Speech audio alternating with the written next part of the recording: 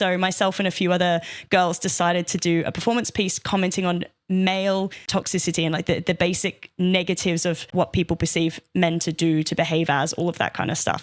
So the stereotypes, violence and gym bros and I don't know how you feel about swearing on this podcast, but the fuck boy, personas and all that kind of stuff. And the comment of the theater piece was how these labels make these behaviors worse. By telling someone that they are this, by putting them into this box, they almost feel they have to behave like this. So it's not fixing the problem, it's making the issue worse.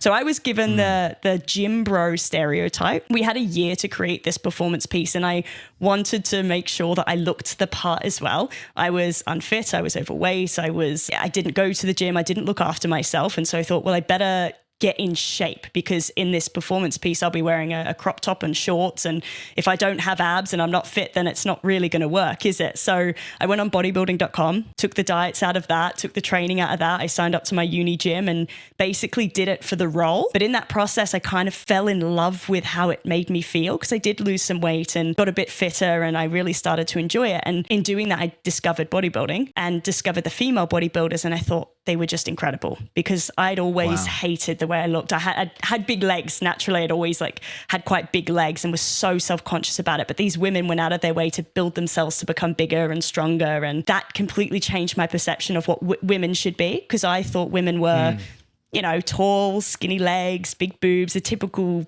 feminine. And that's the opposite. Everything is the opposite to me. So I thought, I'm not feminine. But these women to me were still feminine and beautiful and very comfortable, it seemed, in their confidence and sexuality. So that it was this big mind shift of who I thought I could become. And I thought, well, I can do that. All that is just discipline. I could do that. You just have to keep going. And so I started prepping for my first show whilst I was studying to be a teacher, and started competing whilst I was teaching, and just fell in love with it. So I only stayed teaching for a few years, and I was doing some performance kind of behind the scenes, but I think I sort of had to choose a path.